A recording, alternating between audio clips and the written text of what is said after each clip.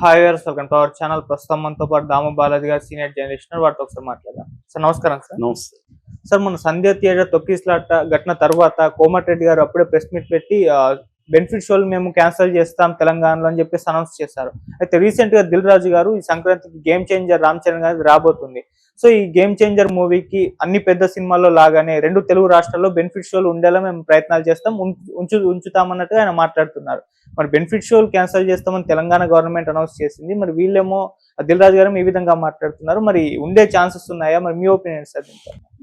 ఇది ఒక డిస్ప్యూట్ లాగా మిగిలింది. ఇప్పుడు మామూలుగా దిల్ రాజు ప్రతి సంక్రాంతికి ఏదో ఒక వివాదంలో ఇరుక్కుంటుంటాడు. ఆయన లాస్ట్ సంక్రాంతికి కూడా పెద్ద సినిమాలకి ఇచ్చి ఒక సినిమాని వెనక్కెళ్ళమని ఇలాగంతా గొడవలు జరిగాయి. అప్పుడు అందరూ సమావేశమయ్యారు, దిల్ రాజు మీద విమర్శలు వచ్చాయి. మళ్ళీ దిల్ రాజు ప్రెస్ మీట్ పెట్టి చెప్పాడు. అంతకుముందు కూడా వారసుడు సినిమాకి తమిళ సినిమా, అది తెలుగు ఈయన ప్రొడ్యూసరు. సో అది దానికి ఎక్కువ థియేటర్లు ఇస్తున్నారని, ఇది ఎప్పటి నుంచో థియేటర్ల గొడవలు అనేవి ఎప్పటి నుంచో జరుగుతున్నాయి. ఎందుకంటే థియేటర్లన్నీ కూడా నలుగురు చేతిలో ఉన్నాయనేది అందరికి తెలిసిన విషయమే. దిల్ రాజు, అల్లు అరవింద్, తర్వాత సురేష్ బాబు, ఇలాగా ఏషియన్ వాళ్ళు ఇలాగా. అయితే ఇక్కడ ప్రాబ్లం ఏంటంటే దీనివల్ల ఒక లాభం కూడా ఉంది. వీళ్ళు కానీ తీసుకొని నడపకపోతే థియేటర్లన్నీ కూడా, ముఖ్యంగా సింగిల్ థియేటర్లు ఎప్పుడో చచ్చిపోయాయి. అవన్నీ రియల్ ఎస్టేట్ మాల్స్ అయిపోయాయి. వీళ్ళు నడపబట్టే అవి సర్వైవ్ ఉన్నాయి. ఆ మేరకు అది పాజిటివ్ అంశం.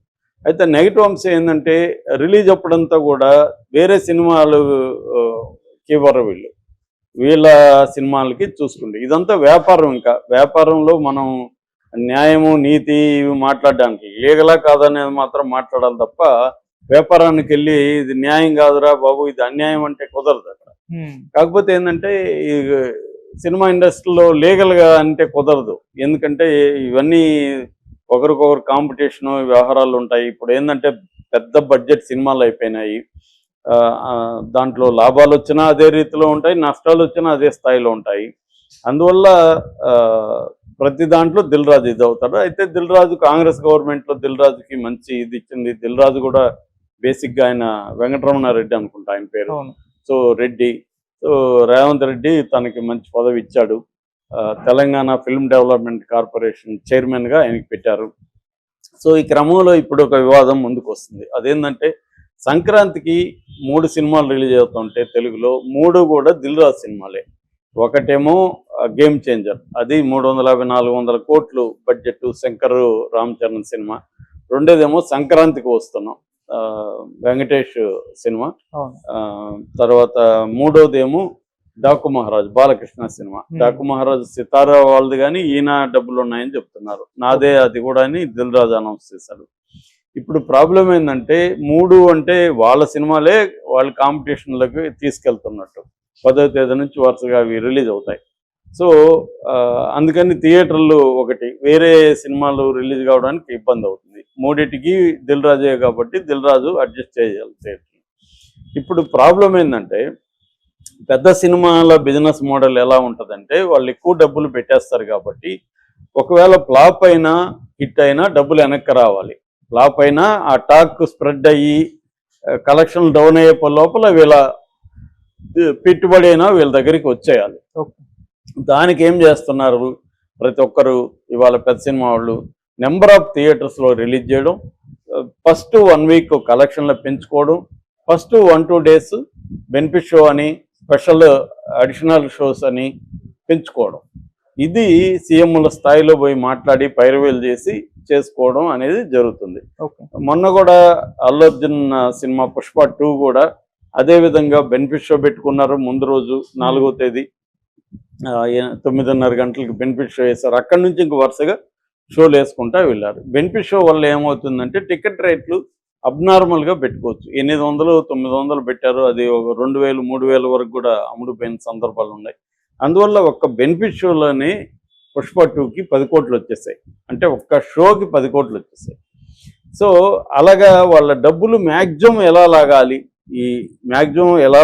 ఎంత క్విక్గా లాగాలి, ఈ 2 కండిషన్లు అనేవి వెరీ ఇంపార్టెంట్.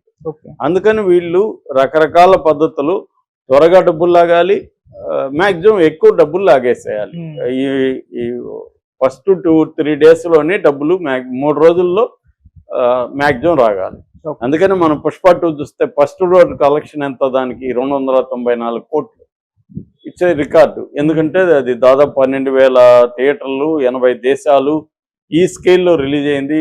బెనిఫిట్ షోలు, తర్వాత అడిషనల్ షోలు, టికెట్ రేట్లు పెరగడము, ఇవన్నీ దానికి కలెక్షన్లు వచ్చాయి. అంటే విపరీతంగా హైప్ క్రియేట్ చేయడం, థియేటర్లు విపరీతంగా నెంబర్ ఆఫ్ థియేటర్స్ పెంచేయడం, నెంబర్ ఆఫ్ కంట్రీస్ పెంచేయడం, బెనిఫిట్ షోలు వేసుకోవడం, అడిషనల్ స్క్రీన్లు వేసుకోవడం, అడిషనల్ షోలు వేసుకోవడం, తర్వాత రేట్లు పెంచుకోవడం.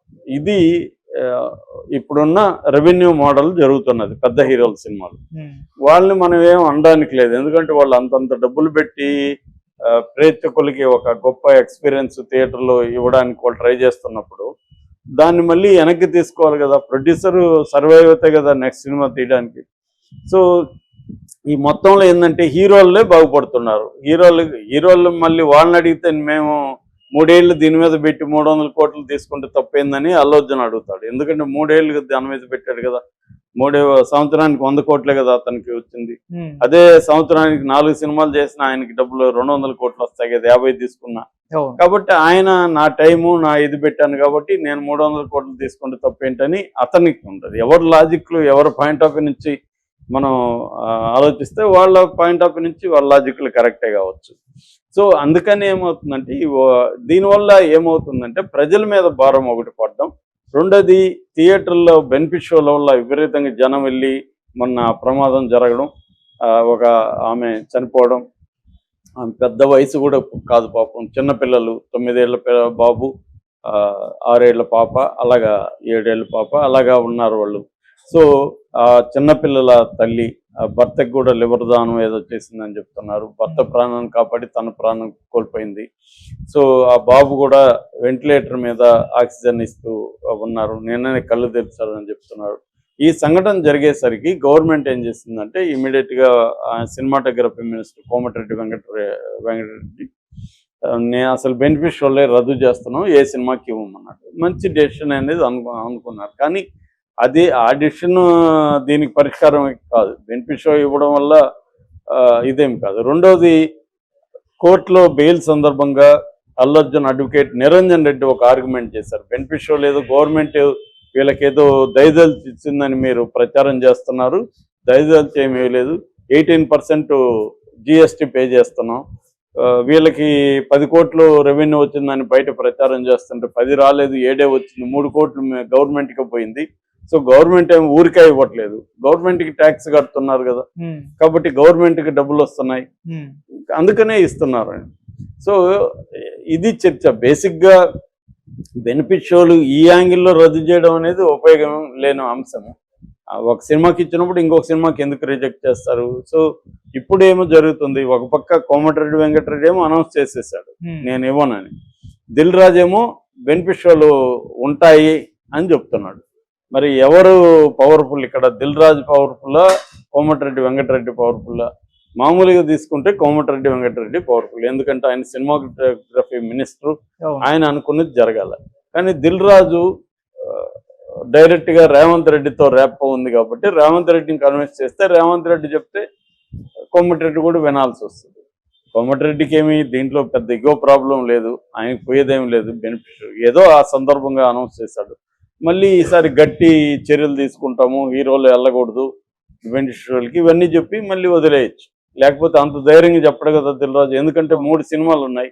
3 సినిమాలు ఆయనకి ఒక షోకి పుష్పలాగా వస్తే 30 కోట్లు వచ్చినట్టు, కనీసం 20 కోట్లు వస్తాయి 3 సినిమాలకి ఆయన ఒక షోకి. దాని ఎందుకు దిల్ రాజు ఉంటాడు? ఎందుకంటే ఆయన కూడా బిగ్ బడ్జెట్ కదా 3 కూడా, అంటే అంత పెద్ద బడ్జెట్ కాకపోయినా మంచి బడ్జెట్ సినిమాలే కాబట్టి డబ్బులు వెనక్కి రావాలి కదా దిల్ రాజుకి. కాబట్టి ఇక్కడ ఏంటంటే ఎవరి ఇది వాళ్ళది, ఎవరి లెక్కలు వాళ్ళవి, ప్రేక్షకులు నిర్ణయించుకుంటారు. మనం బెనిఫిట్ షోకి వెళ్ళాలా లేదా వీళ్ళ ప్రాబ్లం. వీళ్ళేమి బలవంతంగా వెళ్ళి వ్యాన్లలో కిడ్నాపులు చేసి చూపించట్లేదు కదా. కాబట్టి ఇక్కడ ఏంటంటే వ్యాపారం, ఇది సినిమా కూడా వ్యాపారం. ఆ వ్యాపారంలో మిగతా వ్యాపారాలకు ఎలాగా ల్యాండ్ ఇచ్చి ఇన్ఫ్రాస్ట్రక్చర్ క్రియేట్ చేసి కన్సెషన్లు ఇచ్చి ఇవన్నీ పిలుస్తున్నారు కదా, వెళ్ళి వేరే దేశాలకు వెళ్ళి కూడా వ్యాపారాలు పెట్టండి. సినిమా కూడా వ్యాపారం, సినిమా వల్ల ట్యాక్స్ వస్తుంది, సో సినిమా వల్ల ఉద్యోగాలు వస్తాయి, చాలా మందికి ఎంప్లాయ్మెంట్ దొరుకుతుంది. సో అందువల్ల సినిమాకి కూడా ఇవన్నీ ప్రొవైడ్ చేస్తారు. దిల్ రాజు ఇప్పుడు పవర్ఫుల్ కాబట్టి దిల్ రాజు 3 సినిమాల్ని ఆయన బెనిఫిట్ షో లేకుండా రిలీజ్ చేస్తే ఆయన కనీసం ఫస్ట్ డే 20 కోట్ల నష్టం, థియేటర్లు వీళ్ళకి కూడా నష్టం వస్తుంది వాళ్ళకి కూడా. అందుకని దిల్ రాజు నాకు తెలిసి కోమటిరెడ్డి వెంకటరెడ్డిని కన్విన్స్ చేసి ఆల్రెడీ ఉంటారు, లేకపోతే అంత ఓపెన్గా ఆయన ఎట్లా అనౌన్స్ చేస్తాడు. ఆయన అనౌన్స్ చేసినప్పుడు దిల్ రాజు చెప్పింది కుదరదు